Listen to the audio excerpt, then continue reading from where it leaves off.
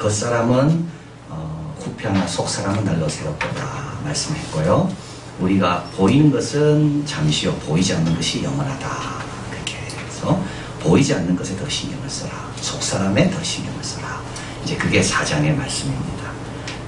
이제 그 이어서 이제 이게 우리가 이제 겉사람에 대한 내용에 대해서 계속 말씀이 이어집니다. 만일 땅에 있는 우리의 장막집이 무너지면 이제 우리의 몸이 이제 우리가 죽으면 땅에 있는 것이 사라지면 예수 믿는 사람들은 놀라운 일이 일어납니다. 하늘에 있는 영원한 집이 우리에게 있는 줄을 압니다. 우리의 집은 땅에만 있지 않고 하늘도 있습니다. 우리 집은 하늘에 가도 내 집이 거기 다 기다리고 있다.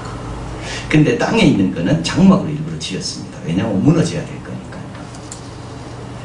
이 플라스틱처럼 수천 년, 수만 년 가도 이게 사라지지 않는다면 얼마나 힘들겠어요, 세상이. 근데 인간은 다 썩어서 뼈가 되고 재가 되고 다 사라지는 겁니다. 그러니까 하나님께서 원래 그런 뜻은 아니었지만 인간의 죄로 인하여 인간은 죽도록 흙으로 돌아가도록. 그러나 우리에게는 그것보다 더 견고한 영원한 집이 우리에게 있다. 그래서 이제 이 장막이 무너질 때 너무 슬퍼하지 마라. 왜냐하면 이거는 무너지게 돼 있는 겁니다. 그죠? 이거는 후패하게 돼 있는 겁니다. 이걸 너무 억지로 잡으려고 하면 안 되는 겁니다. 그래서 여기서는 두 가지인데요. 하나는 뭐냐면 여기에 너무 관심을 두면 안 됩니다. 왜냐하면 이거는 그냥 후패하게 돼 있는 겁니다. 이거 막을 수도 없고 여기에 너무 관심을 두는 사람은 어떻게 됩니까? 이길 수 없는 싸움을 지금 하고 있는 거고 별로 생산적이지 않는 일에 시간을 들이는 겁니다. 그러니까 외모에는 어느 선까지만 하면 됩니다.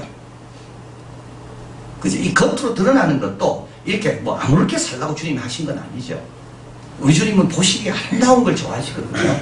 그래서 우리 스스로가 단정하게 하고 깔끔하게 하고 세수도 하고 목욕도 하고 머리도 잘 빗고 뭐 좀 바를 거 있으면 좀 발라야 되지만 거기에 너무 많은 것을 하기에는 우리 몸이라는 것은 그런 용도가 아니라는 겁니다.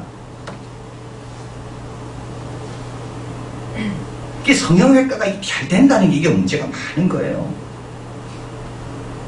어느 정도까지만 하고 그 다음부터는 안 해야 되는 거예요.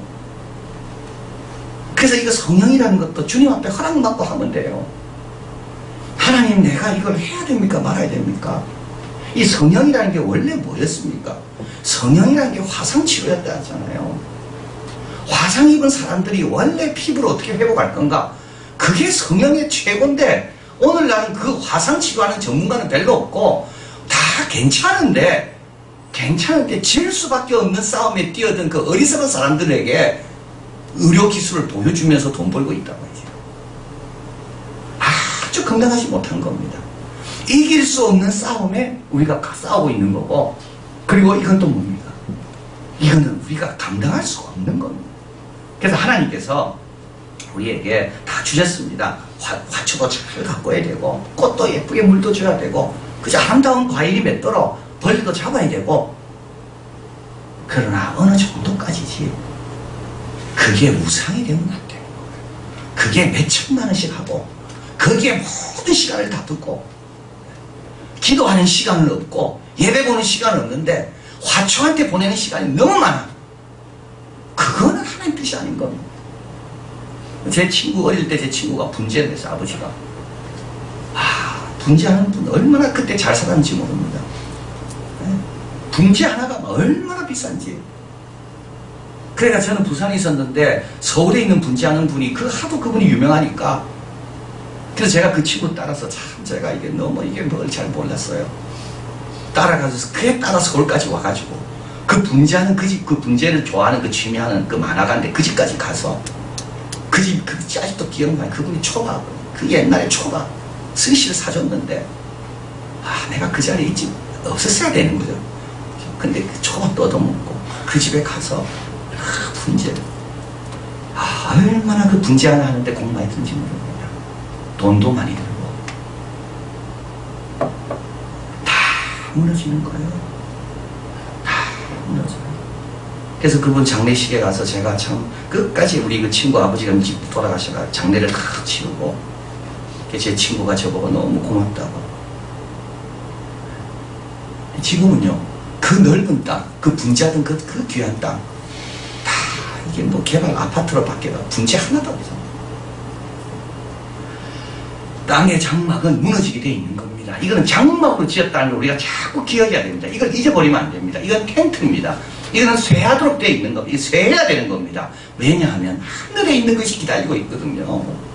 더 좋은 것이 기다리고 있기 때문에 이거는 쇠하도록 되어 있는 겁니다. 여기에 너무 돈을 들이면 안 돼요. 여기에 적당하게 돈 들여야 되는 겁니다. 존 웨슬리가 더 바른 돈의 사용, 돈의 바른 사용. 돈을 얼마만큼 벌어야 될까? 내가 얼마만큼 일해야 될까? 그가 이야기합니다. 너 양심과 너 신체와 너 영혼에 부담이 되지 않을 양이 적당한 양이다. 내가 몇 시간 일해야 됩니까? 내 영혼과 내 양심과 내 신체에 부담이 되지 않는 양이 적당한 양입니다. 기도 시간도 못하면서 뭐 합니까? 그거는 과도한 겁니다. 그러니까 기도 시간, 예배 시간, 교회 봉사 시간 딱 내놓고 남은 시간 가운데 화초에 물도 주고 또 뭐 취미생활도 하고. 왜냐하면 다 장막이죠. 막을 수가 없어요. 막을 수가 없어요. 근데 우리는 너무 감사한 것은 이거 장막은 무너지게 되어 있는 겁니다. 그래서 텐트라는 말입니다. 그러나 하늘에도 우리에게는 집이 있는데 그 하늘에 있는 집은 영원한 집이다. 그래서 우리가 장막이 무너질 때 우리는 그렇게 슬퍼하지 않습니다. 왜냐하면 이제 하늘에 있는 집으로 이사 가는 거거든요. 이 집에서 나와서 하늘의 집으로 가는 겁니다. 이게 은혜입니다. 우리가 한 게 뭐가 있습니까? 우리가 하늘의 집을 짓기 위해서 우리가 한 게 뭐가 있어요? 우리가 하늘로 뭐 간 적이 있습니까? 뭐 사람을 보낸 적이 있습니까? 하나님께서 아들을 통하여 하늘에 우리를 위해 집을 다 짓고 계시는 겁니다. 이게 은혜죠. 자, 그리고 또 사망이 우리를 삼키려고 합니다. 2절 3절 같이 읽어봅니다. 과연 우리가 여기 있어 단식하며 하늘로부터 오는 우리 처소를 덧입기를 간절히 사모하니 이렇게 입으면 벗은 자들로 발견되지 않으려 함이라. 자, 단식한다는 말이 나옵니다. 이것은 옷을 벗기 위해 단식하는 게 아니라고 나와 있습니다. 4절, 이 장막에 있는 우리가 짐진 것 같이 단식하는 것은 벗고자 함이 아니요 오직 덧입고자 함이니. 그 다음 구절이 뭐죠? 죽을 것이 생명에게 삼킴받게 하려 함이라.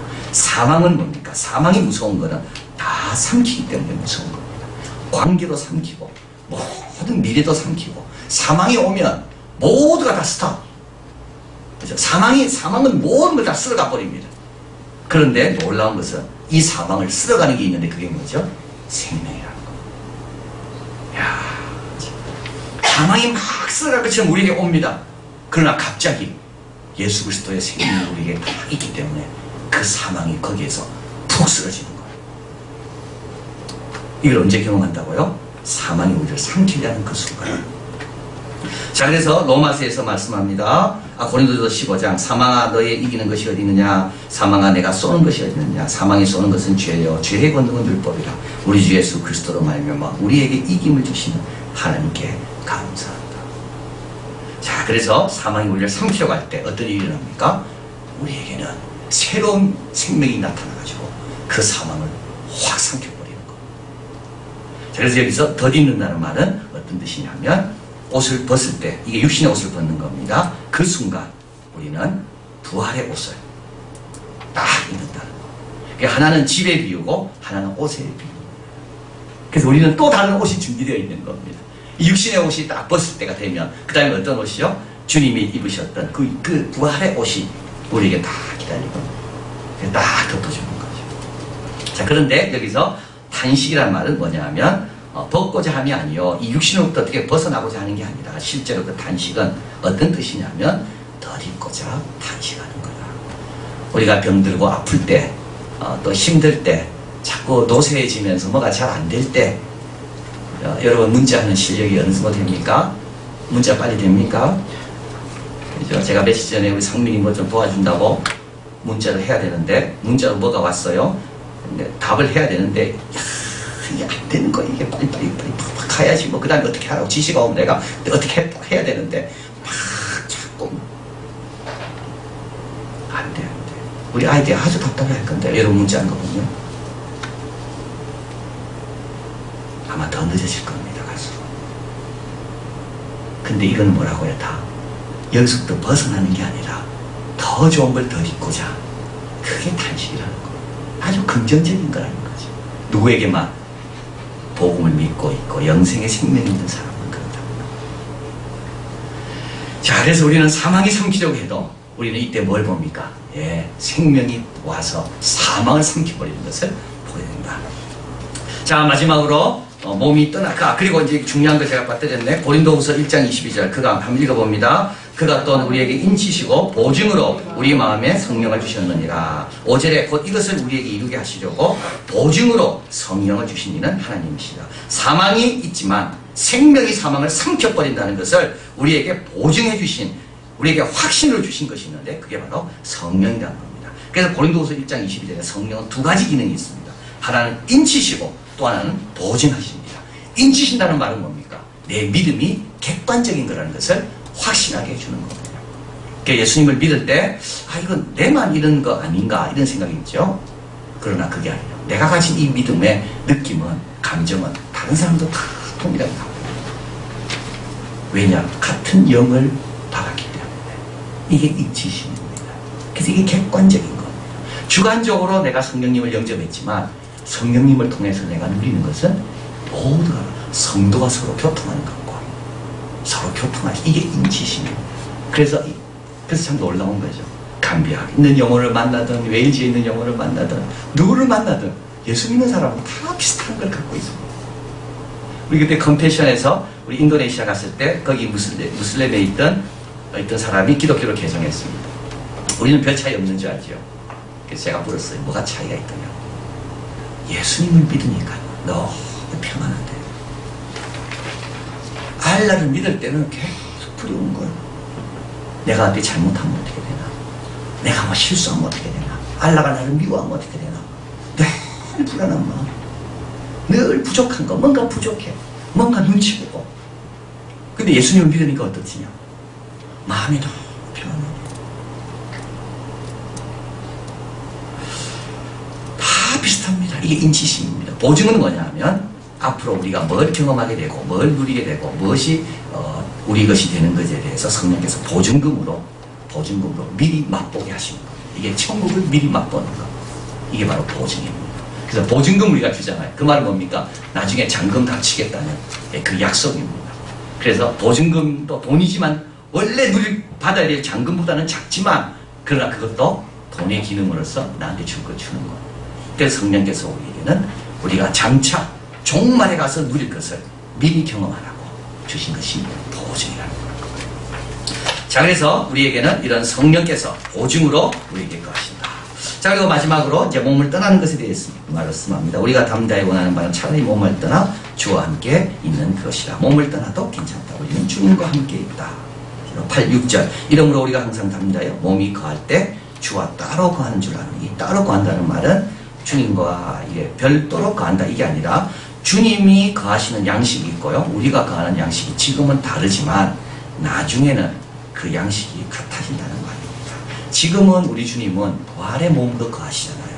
우리는요. 겉사람이 후피하는 몸으로 거하고 있습니다. 그래서 따로 거하는 겁니다. 온전하게 연합하기에는 아직까지 우리는 두 가지를 다 갖고 있습니다. 하나는 부정해야 될 것 가지고 있고 긍정해야 될 것도 가지고 있고 우리 예수님의 부활의 몸은 긍정할 것만 가지고 계시고 그래서 따로 거하는 겁니다. 그러나 이 몸이 몸에서 떠나면 어떻게 되는가 하면 주와 함께 있게 된다. 자, 그래서 그동안은 우리는 어떻게 살아야 되는가에 대해서 말합니다. 1번 담대히 거하라. 이러므로 우리가 항상 담대하여 아픔도 역경도 심지어 죽음도 무너지면 더 좋은 것이 예비되어 있다. 하나를 막으면 주님께서 반드시 더 좋은 걸 열어놓고 계신다. 그건 내가 한 게 아닙니다. 이게 참 중요한 거죠. 하늘에 있는 도서는 내가 만든 게 아닌 게지만 거기에 내가 만든 것보다 내가 할 수 있는 것보다 더 귀한 것이 예비되어 있듯이 우리는 항상 좋은 걸 예비하고 계시는 그분을 믿으면서 담대히 사는 겁니다. 담대히 사는 겁니다.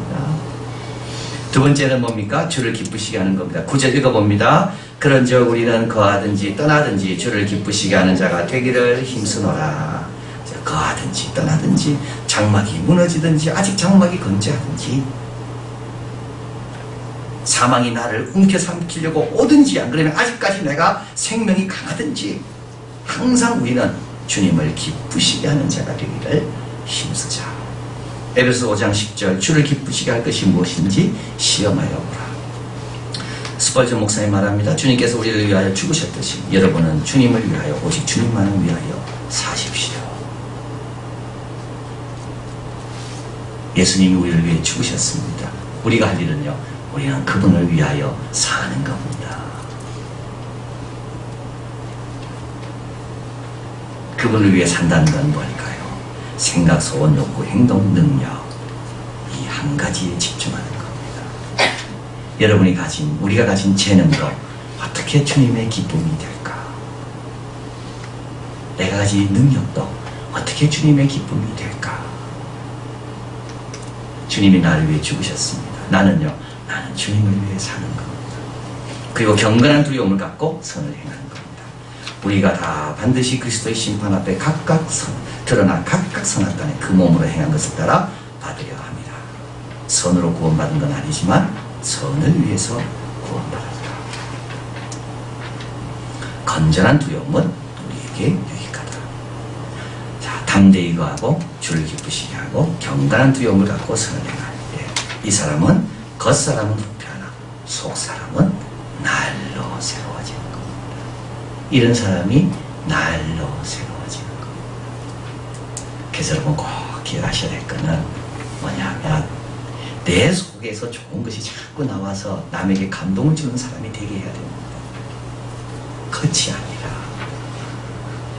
겉보다도 내 속에서 좋은 것이 계속 나와서 만나면 만날수록 어떻게 저 사람은 저 안에 저런 게 들어가 있는가, 그게 감동을 주는 사람이 돼야 됩니다.